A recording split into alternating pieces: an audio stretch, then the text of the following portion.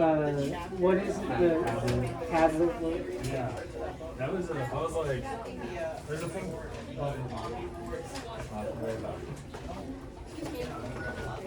Yeah. Imagine.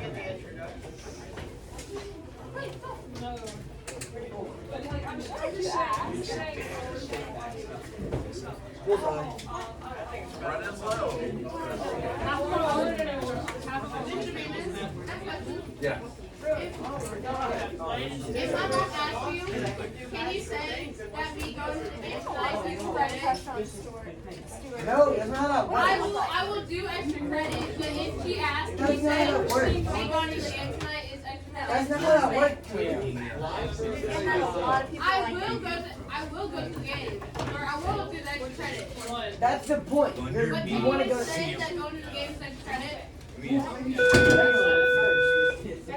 Alright. Blunders just like destroys your ship. It's a pirate. They board your ship.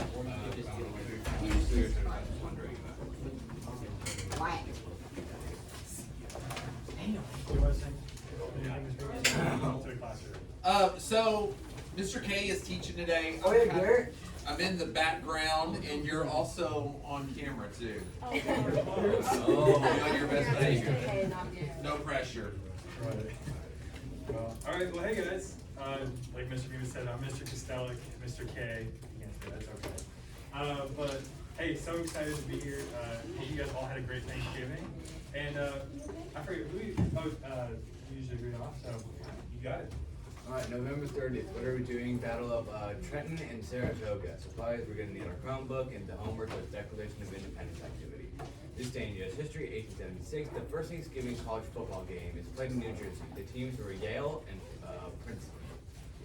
Compelling question, is revolution an acceptable solution? Supporting questions, how was the decision made to declare independence? Did everyone in the colony support independence from the British?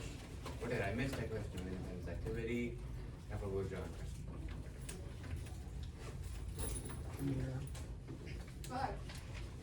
Would you rather ski or snowboard? Owen. Snowboard. Carly. Roy. Right here. Sarah. Liz. Ski. Raiden. Ski. Jasmine. I'm here. Sin. Starmar. Evan. Ire. Mason. Ski. Abby. Ski. Claire. Gabby. Ski. Cheyenne. Keegan. Ski. Daniel. Ski. Kate. Jacob. Snowboard. And Kaden. Yeah, skip. Oh, Damn, that Jennifer. sucks. Snowboard. He's terrible before. Time for some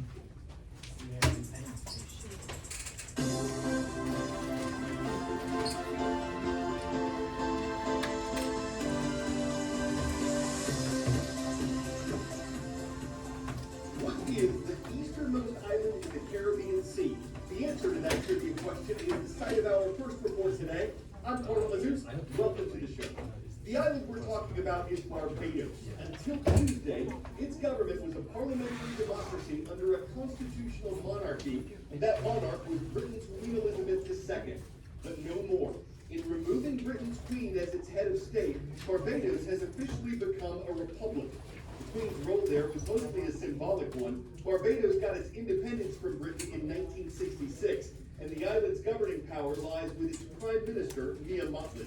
It's replaced the Queen's ceremonial role with that of a new president named Barbara Mason, but Barbados' Prime Minister will still have most of the governing power. This Caribbean island was uninhabited before Britain established a settlement there in 1627. Historians say British sugar plantations worked by African slaves became a source of private wealth for Britain. Slavery was abolished in Barbados in 1834, and in more recent decades, after it achieved independence from Britain, tourism and manufacturing became more economically important to Barbados than sugar production. As the island prepared to become a republic, Barbados' leaders said the time had come for it to fully leave its colonial past behind by removing the Queen's symbolic status. But Barbadian critics say the public should have had more of a voice in the process, possibly through a vote, instead of having it handled completely by the Barbadian government. For its part, the British monarchy had said the decision was up to Barbados and that the issue had been discussed for a while. It was a friendly party. Prince Charles, heir to the British throne, traveled to Barbados to attend the transition. 10-second trivia. The Malleus, the Pinna, and the Stapes are all parts of what? Foot, orchestra, ship, or ear? If you're a mammal, and you are, you have all of these as parts of your ear. But in their 12-0 season that brought them to a championship game, the football team at the California School for the Deaf Riverside didn't need the use of their ears. The entire team is deaf, their coach is deaf, but they've been able to use that to call plays without huddling and purportedly read other teams' body language better. Nick Watt covered their championship. Cubs in their school's 68-year history have never, ever, not even once made it to a championship game. And here they are.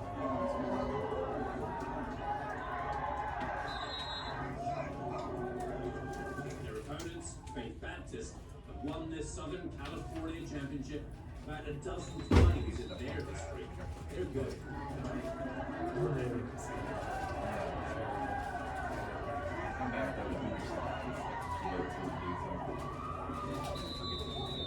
Tickets for this blockbuster game sold out in 45 minutes. They had to move it to a nearby high school, bigger bleachers to seat the growing fan base.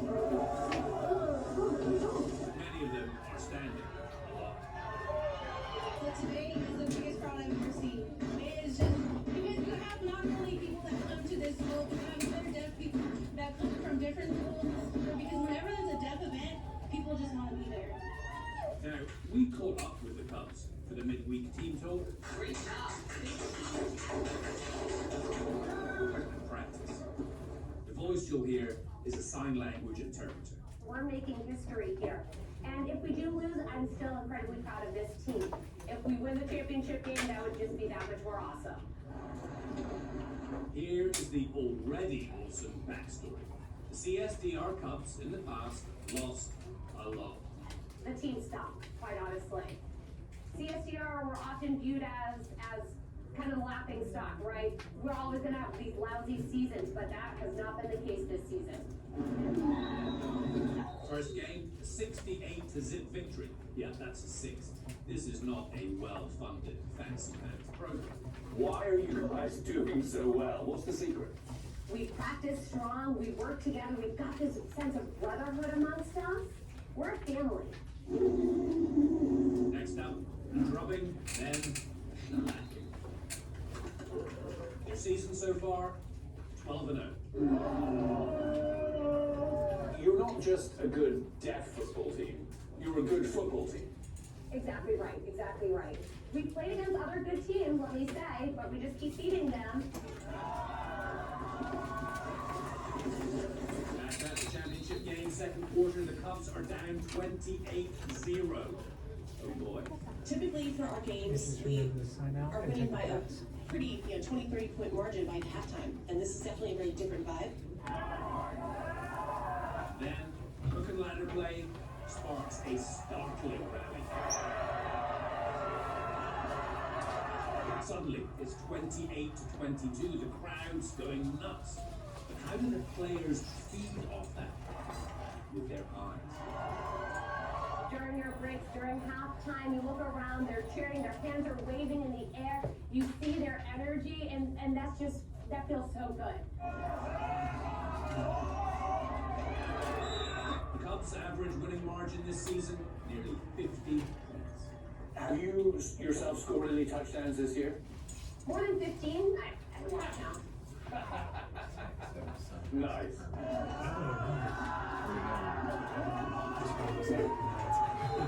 The These kids were already confident. They didn't need this historic run to prove their worth in the world, but some opponents underestimated them. I think they do dismiss us oftentimes. They think we're a deaf school, no big deal.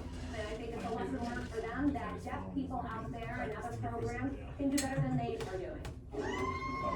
After that championship game, halftime, Valencia touchdown king is iced. He's back. Caleb Adams is limping. He's the coach's son, by the way. And his brother, starting quarterback Trevin, takes a hit. His night is over. The limping Caleb has to take his spot. Now, to most of us, a football game sounds like this. To these kids, well, turn off the sound.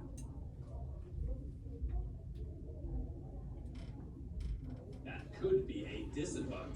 They make it an advantage. During the game, we're able to throw out plays, exact plays. Hearing teams don't understand what our plays are, what's being shared on the field. Tree, that's the part of their play, is tree. Watch the ball. Watch the ball.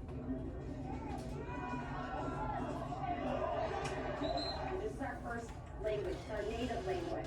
We're using our native language on the field. And visual acuity is more alert than your hearing opponents typically, and so that we use that as an advantage, yeah. To go from laughingstock to media darlings, moving merch. Now we've got TV producers, movie producers reaching out to us. It's endless. Yeah, it definitely feels like we've reached celebrity status. I don't think the media and everything is getting to their head. They're just focused on the game. But with two key Cubs stars sidelined, those burly Faith Baptist boys proved just too much. Second half blowout.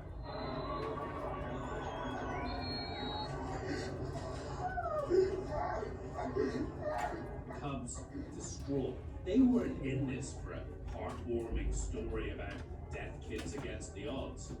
They were in this to win. And I'm very proud. They defeated us, yes, but they've taught us a lesson. That means that the expectation is going to be higher next year. And get this, there were only 2 seniors on this Cubs team. Next year, maybe, just maybe.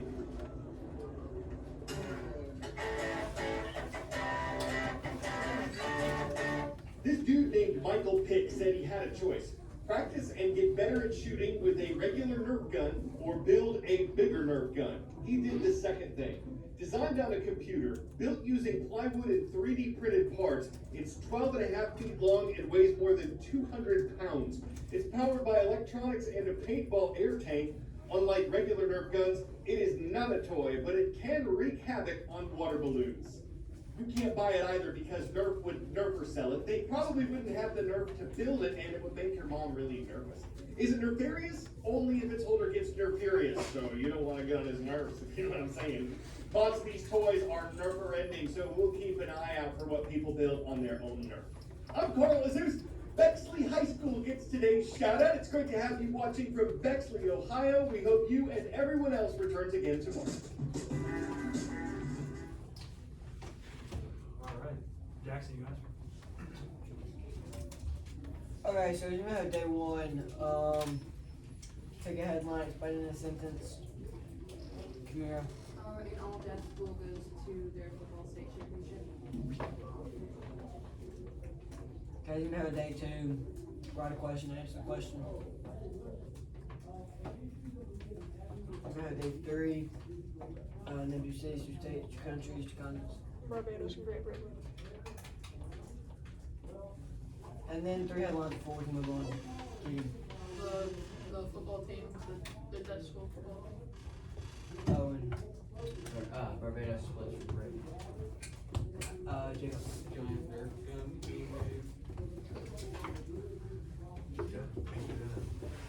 All right, well, before we start today, I'd like to go over the expectations. So today for conversation, it's gonna be quiet, little quiet. If you need help, just raise your hand. Mr. Miller, Mr. Remus, or I will come and help you. And for today's activity, it's mostly independent. And the movement, it's very limited movement, and participation, we're gonna be completing an activity. Now, if you guys wanna open the Google Classroom, and go to your, fourth period class, you're gonna see that, Mr. Bemis has posted assignment number 28, which is Battles of the American Revolution. And you guys, there's two links in there. There's the Google Slides, and there's a Word document. And so you can open both of those. However, I know somebody was gonna ask, the Word document is kind of open, but you can't edit it, it's just a view. So you're gonna go to the top of the page and say open with, and you can just go down to open with Google Docs. And everything should copy over to Google Docs.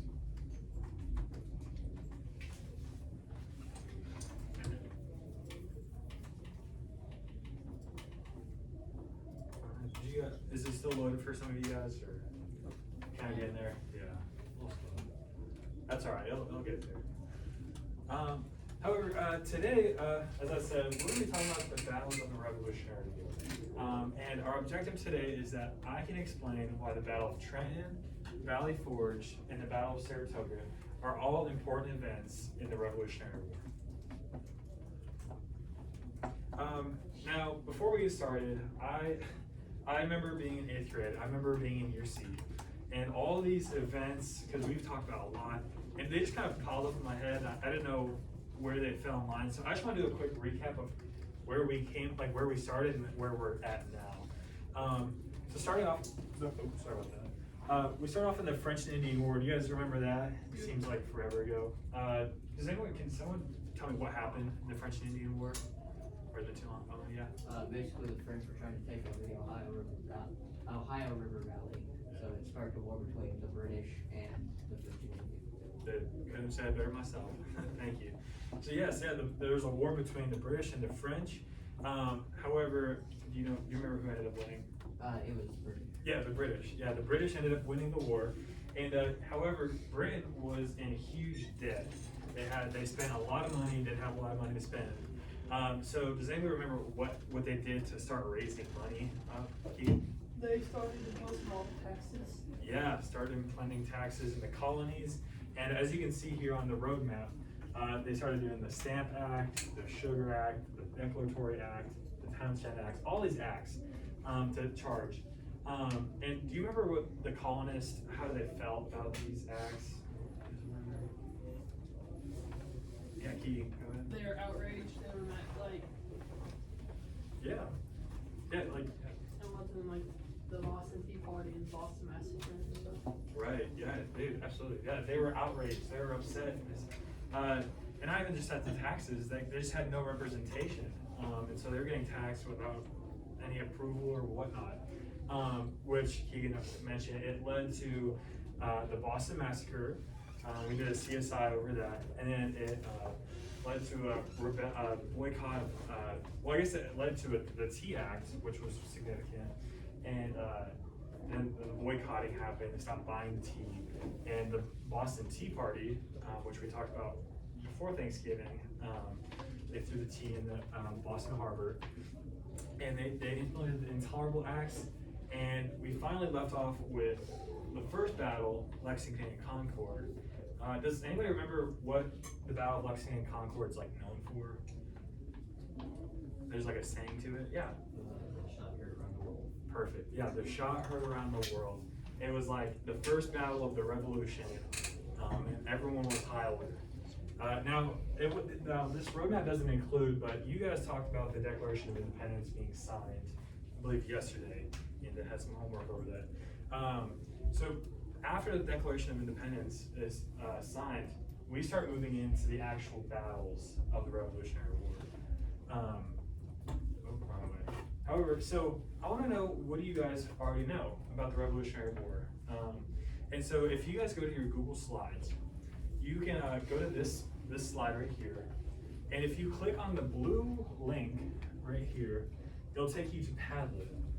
And once you go to Padlet, I'll open that Padlet. No, you're good. Oh yeah, you just click on it. Yeah, click on it, and I'll open up the Padlet. And once it loads, yep. So you're gonna have that little screen with like the world map on there. You're gonna go down to the bottom right corner, and as the subject, you're gonna put your name, and then underneath, you're gonna answer the question above, which is, what do you already know about the Revolutionary War? And so you're gonna type down there, it could be anything, it could be right there. And the cool thing is you can add photos, you can, start a camera. So I'm gonna give you guys 3 minutes to work on that. And then after we're gonna talk about some of our background knowledge on the Revolutionary War. Yeah, we'll put a timer up there and you guys can get started.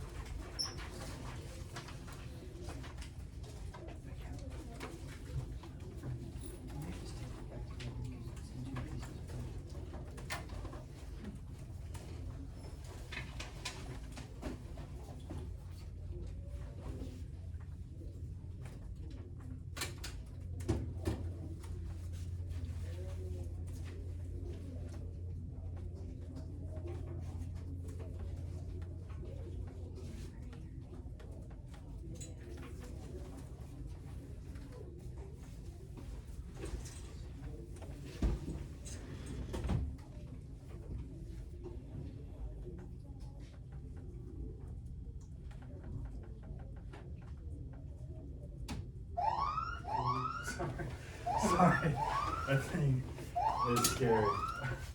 Alright, that was roughly like 3 minutes.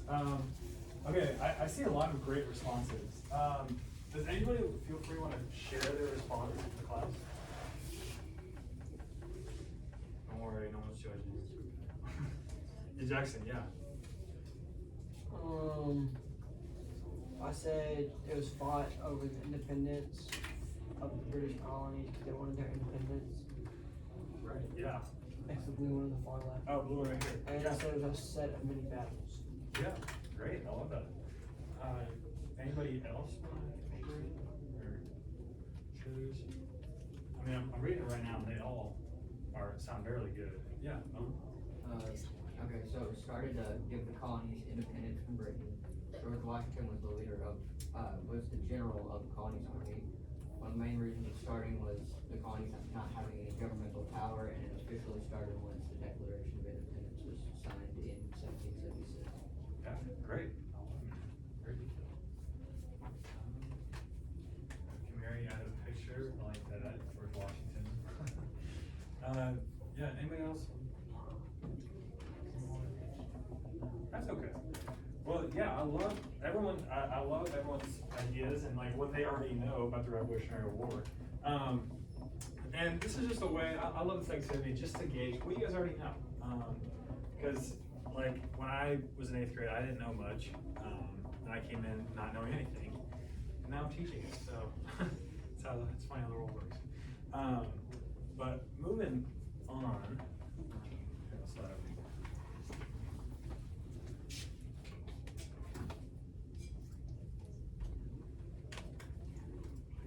Moving on.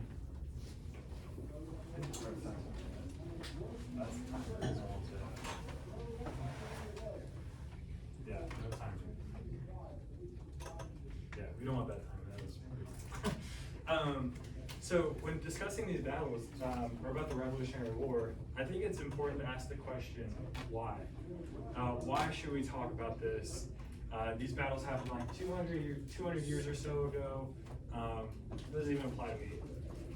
Well, it's funny, if you've noticed, Mr. Bemis, the room has a theme, and that is the United States of America. And these battles are actually the battles that helped the United States, or the colonies, declare independence and break free from Britain in these battles. Now, if you see that flag over there on Mr. Bemis's wall, that is just like a little cartoon animation of George Washington on a boat. However, which we'll talk about it more in depth, but that is based on the picture of Washington crossing the Delaware, which was made in 1851. And if you've ever been in New York before, you can actually go see this painting. It's at the Metropolitan Museum of Art in New York, like I said. But I always love this. Like, notice this guy right here, how he's like probably an average human, right? Look how big that painting is. Like, that's probably like 2 feet. So I've actually never seen the painting, but if you guys ever get the chance to, let me know, or let Mr. Bemis and I, Mr. Miller know. That'd be super cool. Probably give you extra credit points, really, if you go to New York. But so moving on, if you guys want to open that Google Doc, we're gonna take some guided notes today. And so, which I'll show you. I'll read you guys the instructions real quick. So however, just you guys will be able to follow along here. And so follow along. It's really simple. We're going to turn this into Google Classroom, and we'll be able to help you show. So I don't think there's a turning button on the Google Doc. But essentially, when we're going through PowerPoints, if you see a word or a set of words that are highlighted, wink, wink, that might be what goes in the blank. So just follow along, and feel free to ask questions at any point if you're lost or just need some clarification. Oh, sorry. No, you're good. You can go back to the PowerPoint. Yeah. All right, so we're going to start at the Battle of Trenton. Now, the Battle of Trenton took place on December 26, 1776. And I don't know about if there's any sports fans in here, but let's see. 76 or something. Yeah, I'm a sports fan of myself, and some of my teams, they're not doing so hot. They've lost consecutive games in a row, and as a fan of teams who just keep on losing, and there's a lot of teams I could pick on, but you just as a fan lose hope in your team. You think, my team's never going to win the championship. We can't win. This is pointless. I'm not going to root for them. Well, the same thing happened during the Revolutionary War. The colonies declared independence, and Washington gathered troops. However, they weren't really doing good. Like, they weren't winning battles against the great British. So after a series of losses, the morale was low. People wanted to quit. They said, you know what? Let's just stick with Britain. It's fine. But George Washington knew that George Washington. He knew that his army needed a victory against the British to keep his soldiers' morale high, and keep their spirits high, and want to keep fighting for independence. So George Washington launched a surprise attack and crossed the icy Delaware River on Christmas Day, which resulted in a victory for Washington and his army. So Washington, he took troops and he crossed over the Delaware River, and on Christmas Day, like, talk about the worst Christmas ever, just being attacked. That's not fun. But yeah, it resulted in a victory for the colonies, and at a point where they were about to lose many troops and just call it quit, this victory really gave them a sense of we can do this. If we can beat the British, this is possible. And so on your Google Doc, I made a goof, but it goes to the Valley Forge. However, as I said, I goofed the timeline. It actually goes Battle of Trenton, then to Battle of Saratoga, rather than Valley Forge. So Saratoga is first, so that's my fault. You can just move on down to the Battle of Saratoga in the notes. However, the Battle of Saratoga, and this is one thing, if you leave this class and you don't learn anything, I want you to know this, that the Battle of Saratoga was the turning point in the American Revolution. And why it was the turning point? Well, the Patriots, they claimed a victory over the British, and it was a huge, major morale boost. It was a 2-month war. It was even fighting, and yet they came out on top. And not only was it a turning point just because they won, the French, France, they noticed that the colonies, they won this huge battle, and the French said, I'm gonna join you guys. I'm gonna support you. I'm gonna provide ships and anything you guys need to help defeat the British. Which you can see in this picture here, it's kind of this is where the French and the colonies are hey, let's collab. So, then moving on into that, just 2 months later, Washington, the winter comes, and it's known as Valley Forge, which you can actually visit today. It's in Pennsylvania, and essentially, I would like to try to describe Valley Forge to you. I could tell you all the details, but I don't think you would set in your head, you can't picture it well. So we're gonna watch this video real quick about Valley Forge and kind of get a better picture for what it was like. But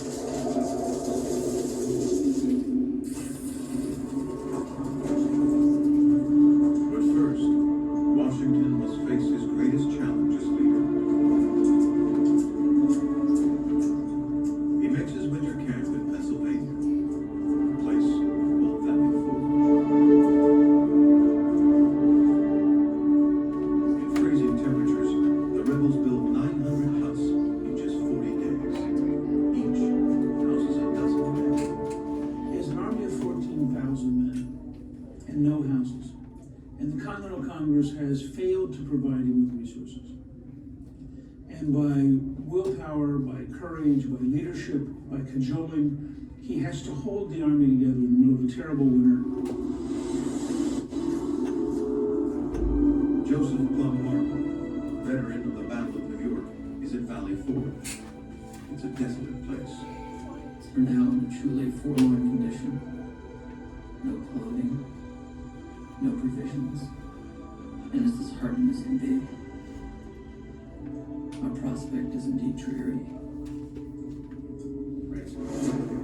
A fifth of the soldiers have no shoes.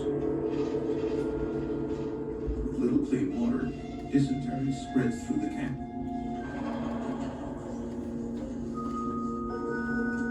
Within weeks, 2,000 men are sick as they run out of meat.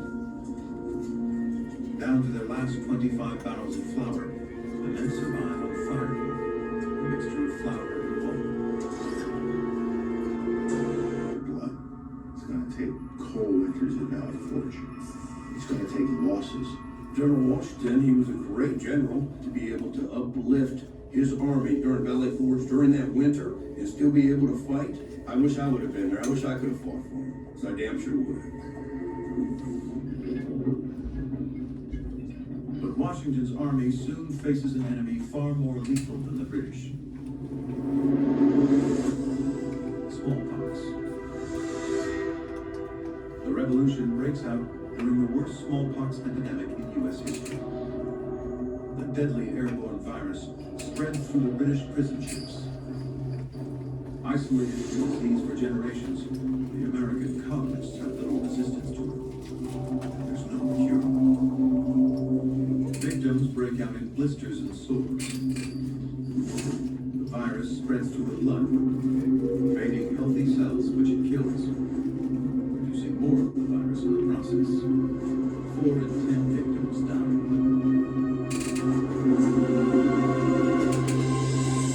Once smallpox arrives at Valley Forge, it spreads through the cramped huts like wildfire. Washington survived smallpox as a child.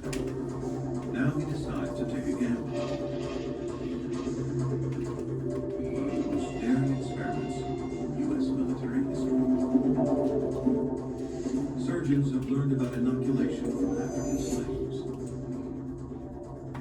They harvest pus from a smallpox victim.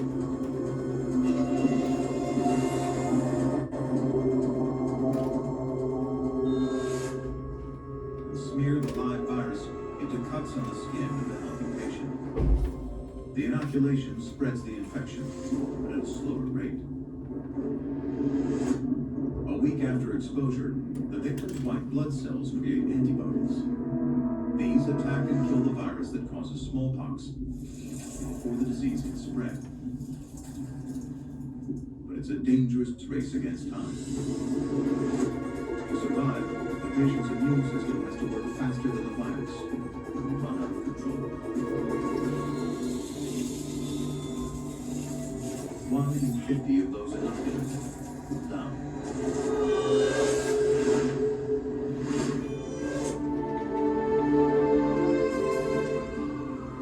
But Washington's gamble pays off.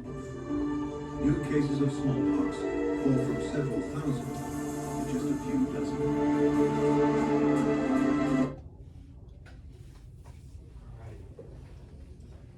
So yeah, I don't know if I saw a lot of faces, but last period I saw a lot of like, oh, like yuck.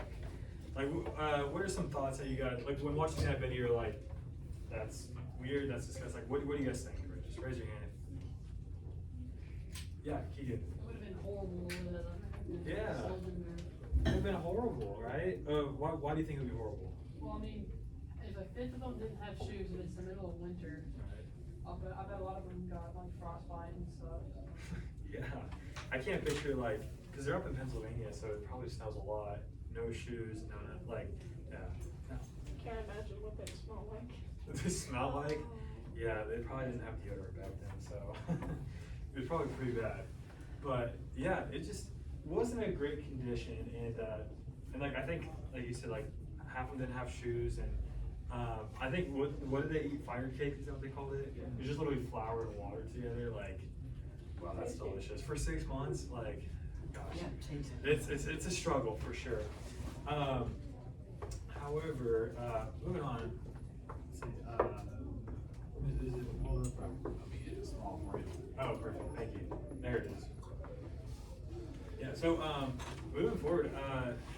However, Valley Forge, it wasn't the only thing that was happening. So, like I think, like the video said, Washington and his troops spent 6 months at Valley Forge, where they struggled with lack of food, lack of clothing, and just lack of supplies all over.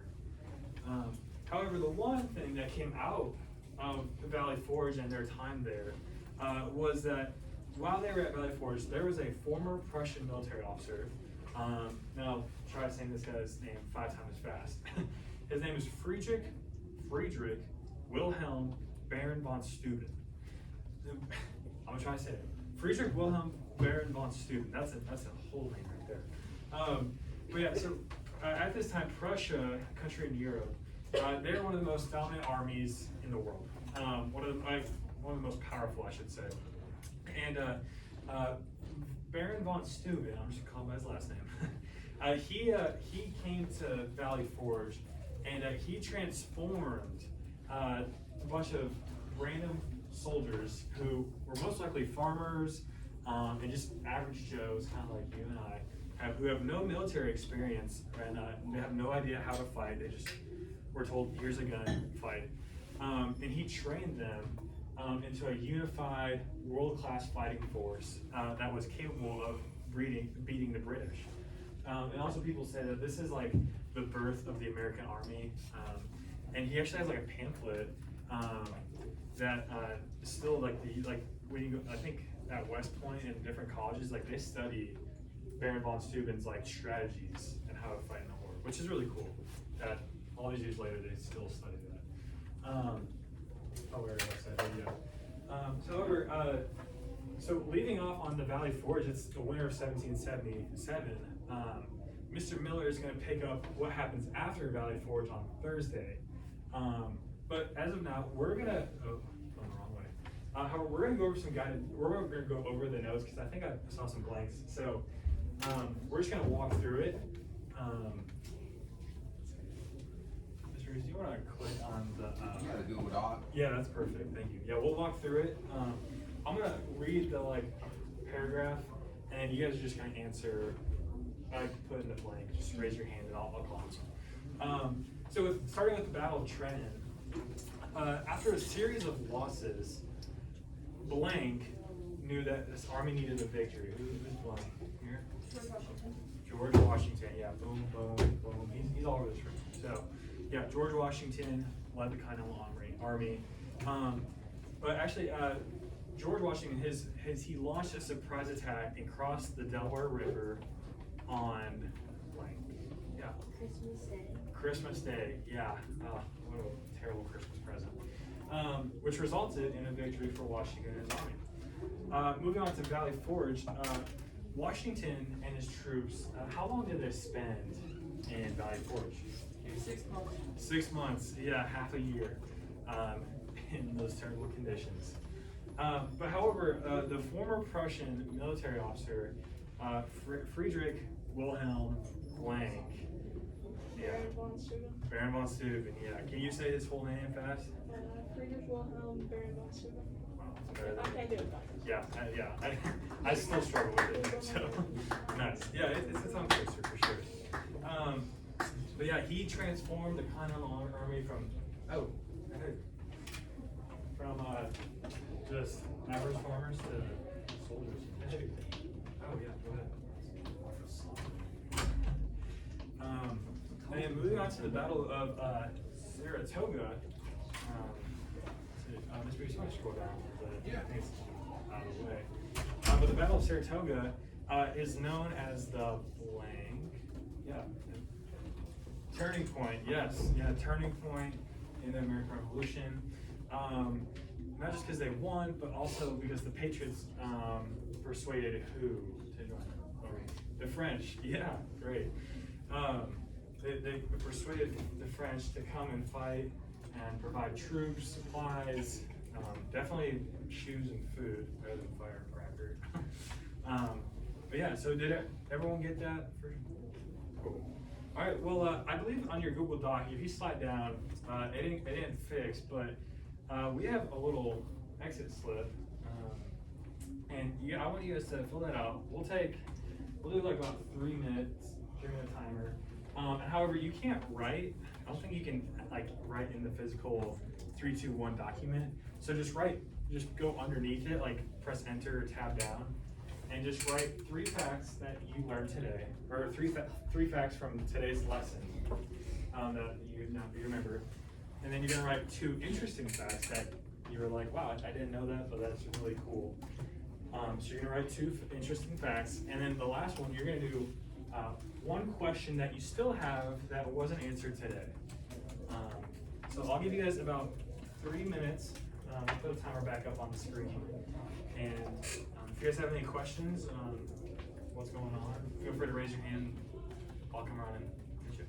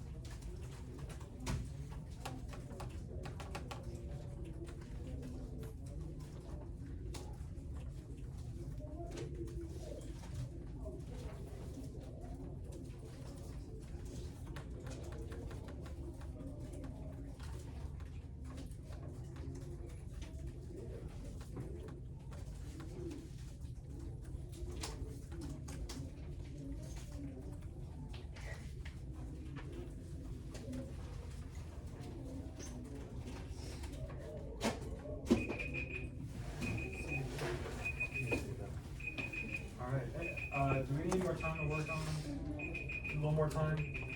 Mr. Riley, do I have a minute to that? Yeah. Oh, you don't have a question? Oh, yeah, you can write, like anything if you, like questions or, yeah, it could be about anything, but you're good. Anything we talked about today? Disdain history book. I just Googled disdain history, and I use it's like the History Channel.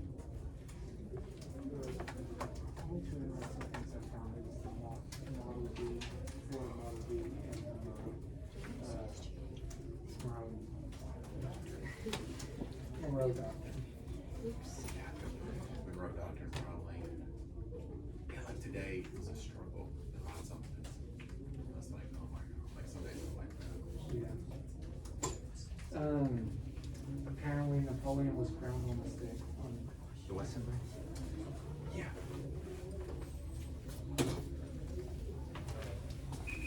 There we go. Alright, there's another minute. If you're not finished, you can start wrapping up your final thoughts. But yeah, so as I'm with you, you're gonna turn that Google Doc in, which I believe some of you guys don't have that turn in button at the top that makes it so easy. However, you can just copy the link. If you go to share, and then it'll go down there, it says copy link. You can just copy that and then go to Google Classroom, go to, I believe it's add or create, then it says link, and you can just copy and paste that link into there and upload it. And Mr. Bean and I will be able to see your work for today. But as we wrap up, does anybody have any we'll say facts. We'll do 3, 2, 1. Does anybody have a fact that they learned today about the Revolutionary War? Yeah, please. The 1/5 of the soldiers didn't have socks. Yeah, 1/5 of the soldiers didn't have socks or shoes, right? They're walking barefoot. Shoes, yeah. Which I mean, kind of implied, same thing. Does anybody have an interesting fact that they learned? One of the 2 interesting facts? And it can be that they didn't wear shoes, yeah. I think it's interesting that they would smear smallpox on. Yeah. It's like the first kind of vaccine. Right, yeah.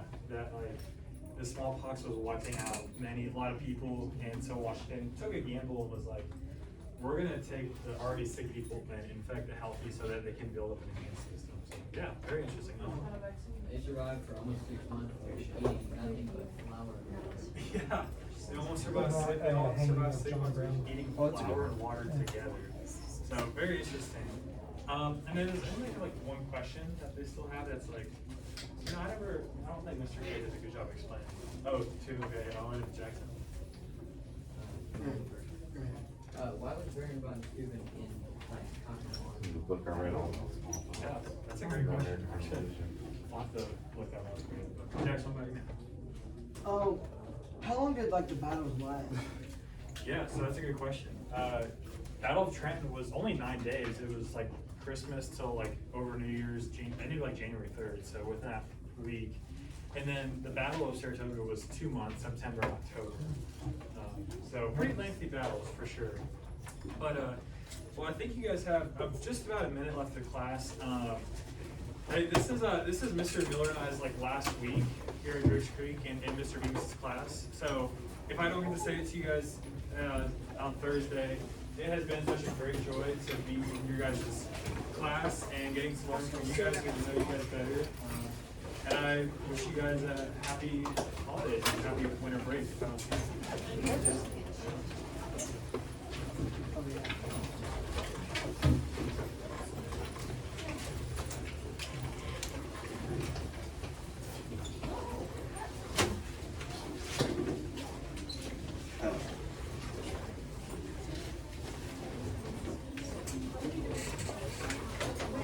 Be sure to close the door. Close the door. Don't leave it closed.